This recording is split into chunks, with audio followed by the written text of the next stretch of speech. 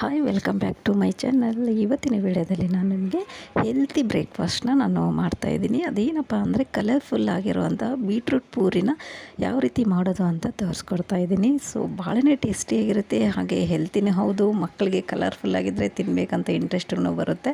So ನೀವು ಕೂಡ ಅಷ್ಟೇ ಅದು ಯಾವ ರೀತಿ ಮಾಡೋದಂತ ನೋಡ್ಕೊಂಬನ್ನಿ. ಇಲ್ಲಿ ನಾನು ಬೀಟ್ರೂಟ್ ತೊಗೊಂಡಿದ್ದೀನಿ. ಬೀಟ್ರೂಟ್ನ ಈ ರೀತಿ ನೈಸಾಗಿ ಈ ರೀತಿ ತುರಿದಿಟ್ಕೊಂಡಿದ್ದೀನಿ.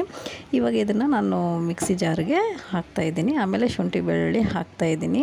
2 ಬೆಳ್ಳುಳ್ಳಿ ಹೆಸಳು ಹಾಕಿದ್ದೀನಿ, ಅರ್ಧ ಒಂದು ಸ್ವಲ್ಪ ಶುಂಠಿ ಹಾಕಿದ್ದೀನಿ. ಆಮೇಲೆ ಜೀರಿಗೆ ಪುಡಿ 1/4 ಟೀ ಸ್ಪೂನ್ ಹಾಕಿದ್ದೀನಿ.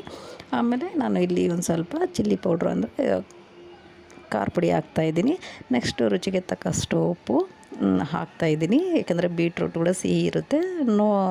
ಸ್ವಲ್ಪ ಉಪ್ಪು ಅಷ್ಟೇ ನೀವು ಬ್ಯಾಲೆನ್ಸ್ಡ್ ಆಗಿರುತ್ತೆ, ನೀವು ಹಾಕ್ಬೋದು. ಇವಾಗ ಚೆನ್ನಾಗಿ ಒಂದು ಸ್ವಲ್ಪ ಗ್ರೈಂಡ್ ಮಾಡಿಕೊಂಡು ಮತ್ತೆ ಇನ್ನೊಂದು ಸಲ ತೊಗೊಂಬಂದು ಮತ್ತೆ ಒಂದು ಸ್ವಲ್ಪ ನೀರು ಹಾಕಿ ಚೆನ್ನಾಗಿ ನೈಸಾಗಿ ಪೇಸ್ಟ್ ಮಾಡ್ಕೋಬೇಕು ಇದನ್ನು. ನೆಕ್ಸ್ಟ್ ಬಂದುಬಿಟ್ಟು ನಾನಿಲ್ಲಿ ಅರ್ಧ ಕಪ್ಪಷ್ಟು ಗೋಧಿ ಹಿಟ್ಟು ತೊಗೊಂಡಿದ್ದೀನಿ. ಇವಾಗ ಇದಕ್ಕೆ ನಾನು ಚೆನ್ನಾಗಿ ರುಬ್ಬಿಟ್ಕೊಂಡಿದ್ನಲ್ವ ಬೀಟ್ರೂಟ್ ಅದು. ಸೊ ಇವಾಗ ಅದನ್ನು ಇದಕ್ಕೆ ಮಿಕ್ಸ್ ಮಾಡಿಕೊಂಡು ಚೆನ್ನಾಗಿ ಕಲಿಸ್ತಾ ಇದ್ದೀನಿ. ಇವಾಗ ಇದಕ್ಕೆ ನಾವು ನೀರು ಆಗಲಿ ಏನು ಆ್ಯಡ್ ಮಾಡಬಾರ್ದು, ಯಾಕಂದರೆ ಇದನ್ನೇ ನಾವು ಮಿಕ್ಸಿಗೆ ಜಾರಿಗೆ ಹಾಕ್ಕೊಂಡಿದ್ವಲ್ಲ ಬೀಟ್ರೂಟ್ದು. ಸೊ ಅದನ್ನೇ ಹಾಕ್ಕೊಂಡು ಚೆನ್ನಾಗಿ ಕಲಿಸ್ಕೋಬೇಕು. ಇದನ್ನು ನೀರು ಹಾಕ್ಕೊಳಕ್ಕೆ ಹೋಗಬಾರ್ದು. ನೀವು ಚಪಾತಿ ಹಿಟ್ಟು ಯಾವ ರೀತಿ ನಾದ್ಕೊತೀರಲ್ವ ಅದೇ ರೀತಿ ಚೆನ್ನಾಗಿ ನಾದ್ಕೋಬೇಕು. ಎಷ್ಟು ಚೆನ್ನಾಗಿ ನಾದ್ಕೊತೀವೋ ಪೂರಿನೂ ಅಷ್ಟೇ ಚೆನ್ನಾಗಿ ಉಬ್ಬಿ ಬರುತ್ತೆ. ಸೊ ನೋಡಿ ಇಲ್ಲಿ ಹೆಂಗಿದೆ ಕಲರು, ಯಾವ ರೀತಿ ರೆಡ್ ಪಿಂಕ್ ಥರ ಕಲರ್ ಇದೆ.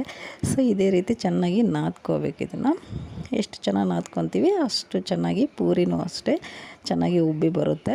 ಸೊ ಇವಾಗ ಇದೆಲ್ಲ ಚೆನ್ನಾಗಿ ನಾದ್ಕೊಂಡ್ಮೇಲೆ ಇವಾಗ ನಾನು ಎಲ್ಲದು ಸ್ಮಾಲಾಗಿ ರೌಂಡಾಗಿ ಮಾಡಿ ಸೈಡಿಗೆ ನಾನು ಇವಾಗ ಇಟ್ಕೊತೀನಿ. ಇವಾಗ ನಾವು ಇದನ್ನು ಪೂರಿ ಸೈಜಲ್ಲಿ ಅಂದರೆ ಮೀಡಿಯಮ್ ಸೈಜಲ್ಲಿ ನಾನು ಇವಾಗ ಇದನ್ನು ರೋಲ್ ಮಾಡ್ಕೊತೀನಿ. ಇವಾಗ ಸ್ವಲ್ಪ ನೀವು ಇಟ್ಟು ಮೇಲೆ ನೀವು ಚಪಾತಿ ಯಾವ ರೀತಿ ಮಾಡ್ತೀರಲ್ವ ಅದೇ ರೀತಿಯೇ ಪೂರಿ ನಾರ್ಮಲ್ ಪೂರಿ ಯಾವ ರೀತಿ ಮಾಡ್ತೀರಿ ಅದೇ ರೀತಿಯೇ ಮಾಡ್ಕೋಬೇಕು. ಸ್ವಲ್ಪ ಮೇಲೆ ಹಿಟ್ಟನ್ನೆಲ್ಲ ಸ್ವಲ್ಪ ಸ್ಪ್ರೆಡ್ ಮಾಡಿಕೊಂಡು ರೌಂಡ್ ಶೇಪಲ್ಲಿ ರೋಲ್ ಮಾಡ್ಕೊತ ಚೆನ್ನಾಗಿ ಮಾಡ್ಕೋಬೇಕು ಇದನ್ನು. ಸೊ ಭಾಳನೇ ಟೇಸ್ಟಿಯಾಗಿರುತ್ತೆ. ಬ್ರೇಕ್ಫಾಸ್ಟಿಗಂತೂ ಮಕ್ಕಳಿಗೂ ಒಳ್ಳೆಯದು, ಸೊ ಹೆಲ್ತಿಗೂ ಒಳ್ಳೆಯದು. ನೀವು ಬೇಕಾದರೆ ಚಪಾತಿನೂ ಮಾಡ್ಕೊಂಡು ತಿನ್ಬೋದು, ಅಷ್ಟು ಟೇಸ್ಟಿಯಾಗಿರುತ್ತೆ. ಸೊ ಇವಾಗ ಇಲ್ಲಿ ಸೈಡಿಗೆ ಎಣ್ಣೆ ಇಟ್ಕೊಂಡಿದ್ದೆ. ಸೊ ಕಾದಿದೆ, ಸ್ವಲ್ಪ ಕಾದಿದ ನಂತರನೇ ನೀವು ಮೀಡಿಯಮ್ ಫ್ಲೇಮಲ್ಲಿ ಇಟ್ಕೊಂಡು ಪೂರಿನ ಹಾಕಬೇಕು. ನೋಡ್ತಾ ಇರ್ಬೋದು ಎಷ್ಟು ಚೆನ್ನಾಗಿ ಉಬ್ತಾ ಇದೆ ನೋಡಿ. ಸ್ಪೂನಿಂದ ನಾನು ಯಾವ ರೀತಿ ಮಾಡ್ತಿದ್ದೀನಿ ಅದೇ ರೀತಿ ನೀವು ಮಾಡಿ, ಆವಾಗ ಚೆನ್ನಾಗಿ ಉಬ್ಬುತ್ತೆ. ನೋಡಿ ಎಷ್ಟು ಚೆನ್ನಾಗಿ ಬಂದಿದೆ.